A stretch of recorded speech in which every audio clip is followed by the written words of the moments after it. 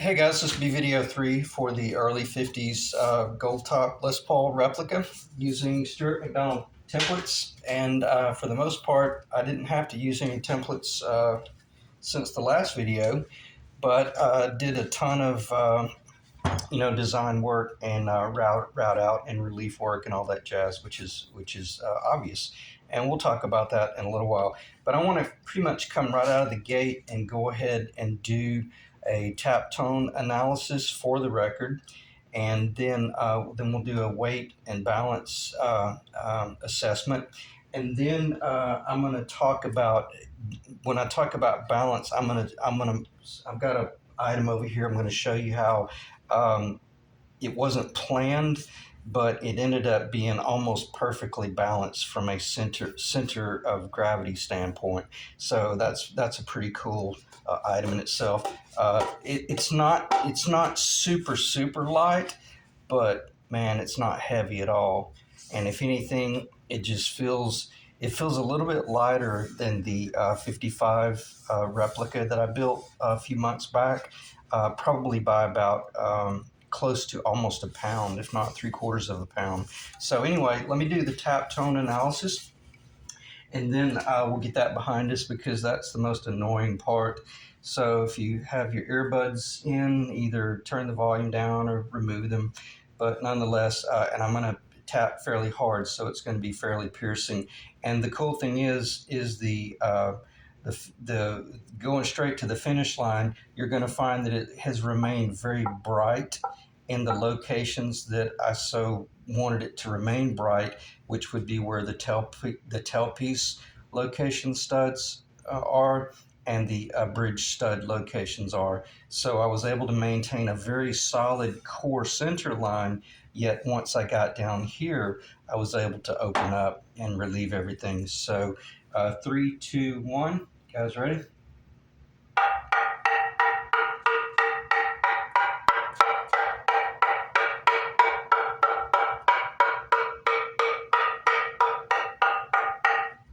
Okay, so it's considerably darker, probably, well, doesn't matter. Just if you want to check the video before, I think it's at about the 2-minute, 30-second mark.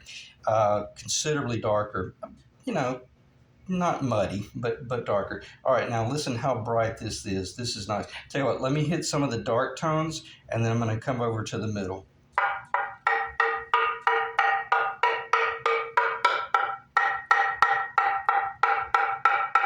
Hear how much brighter that is? That's more original. So again, that's extremely annoying, but nonetheless, I've got to keep a record of it, because when you're doing a custom build, you really don't know where you're going to end up, and you have to move in that direction very slowly. And I didn't just grab the router and start cutting all these holes.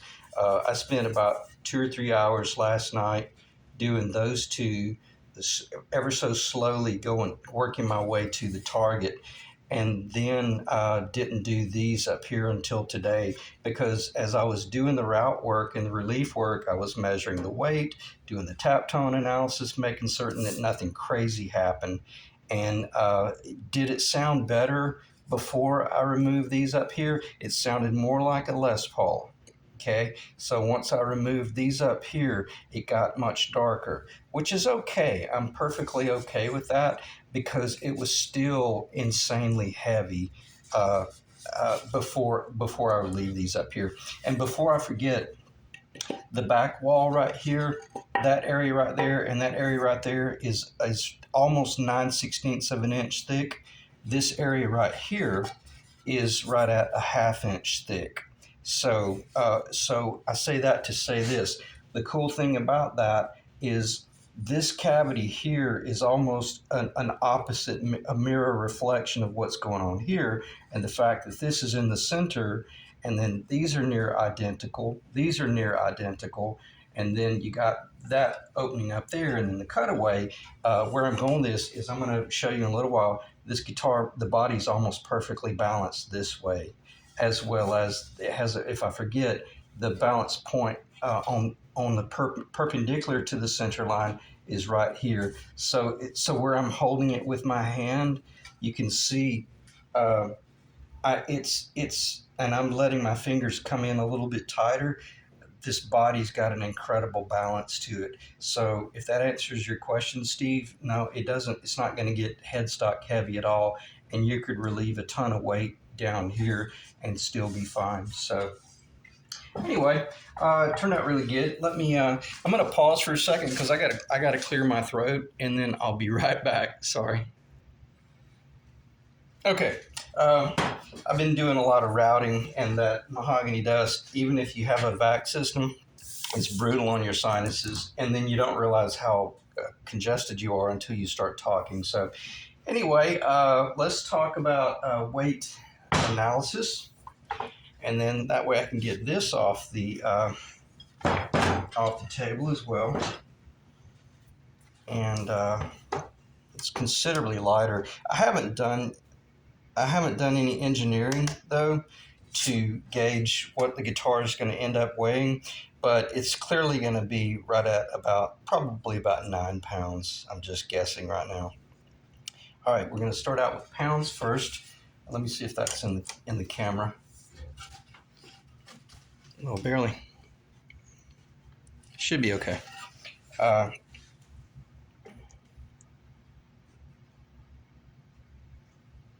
Yeah, 4.942 pounds. How about that? That's pretty cool. Oh, I'm sorry, I forgot to do the grams. So now it's put on a little weight. 4.944 pounds. And then the mode, 2,241 grams. Okay, so we got a 4.942 pound body. And why? Excuse me. Why did it drop so much? Well, for the most part, what I had mentioned, let me just get this off the table.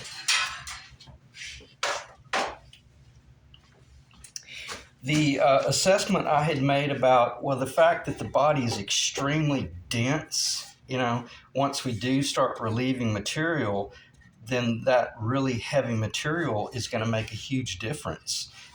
So anyway, that was really exciting. And I routed these two first, and it did relieve some weight. I think it dropped down to, I'm not going to guess because I don't want to make a mistake, but it was still about a pound too heavy.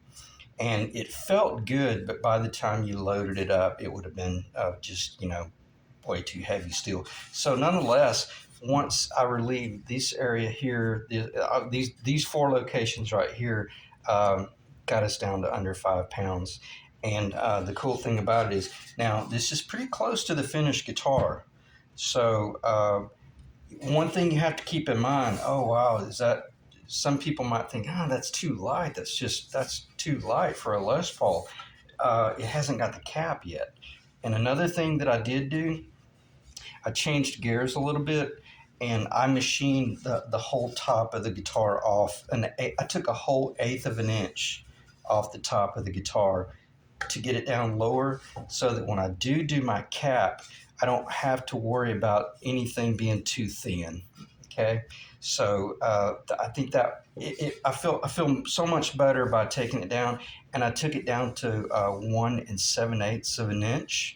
I could have gone all the way down to 1 3/4, but then that would have forced me to go with a 3/4 inch cap. So as long as your cap is a minimum of about a 1/4 of an inch, an 1/8 of an inch over in this area right here, after you do all your carving, you're going to be fine. So anyway, let me pause again.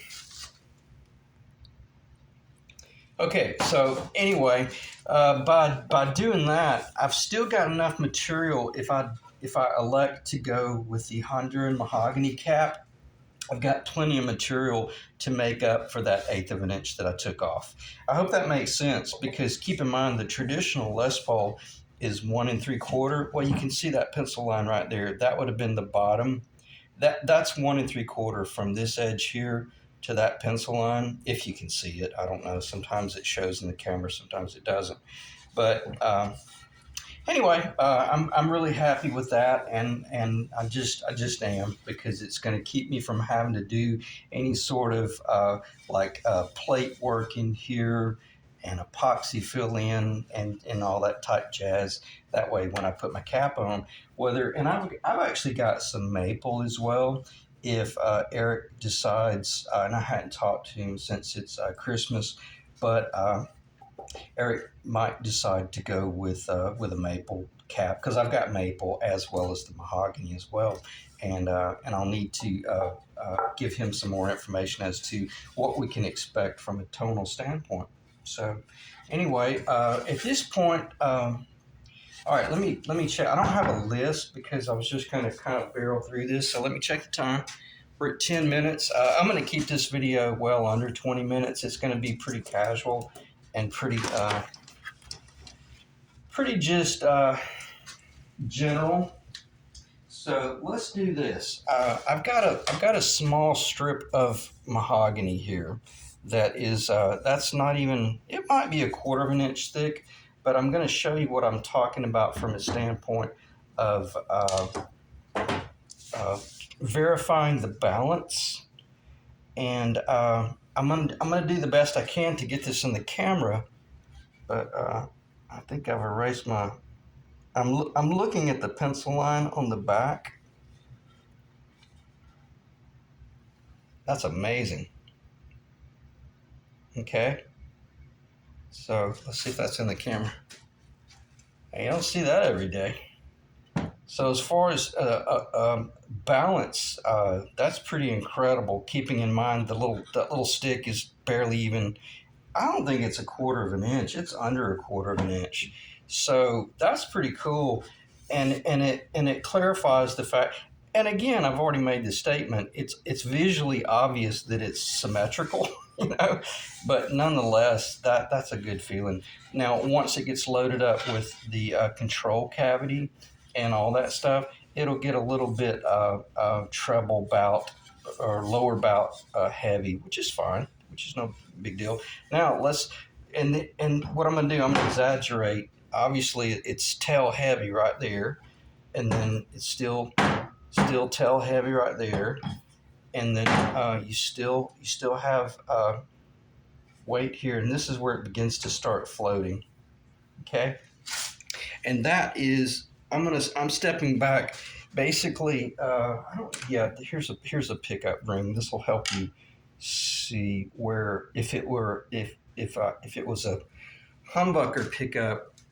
Okay, it's the center of balance is right through that line. So basically, at about a half inch off the back edge of the pickup ring.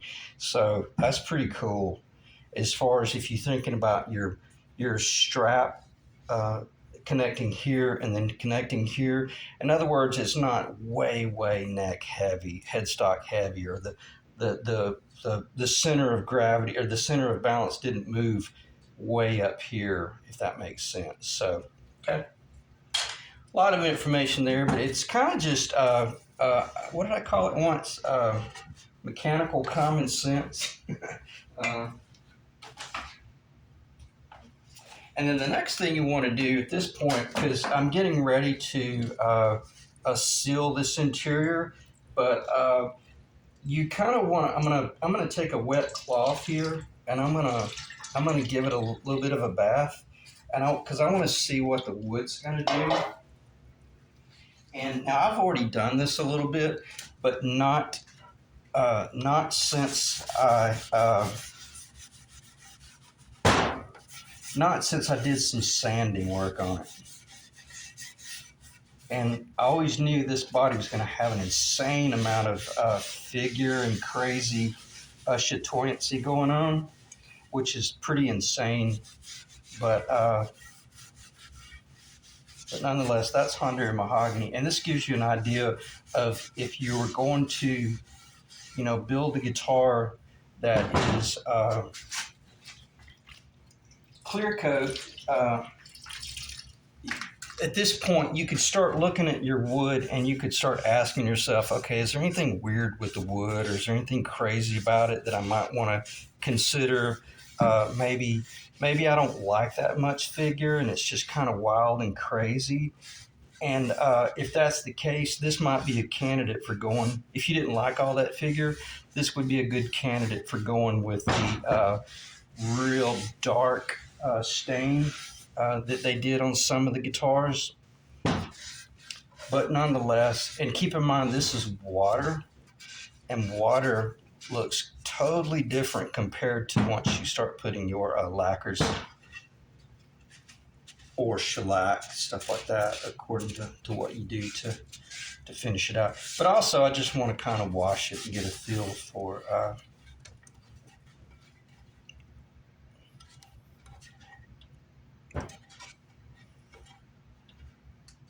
okay.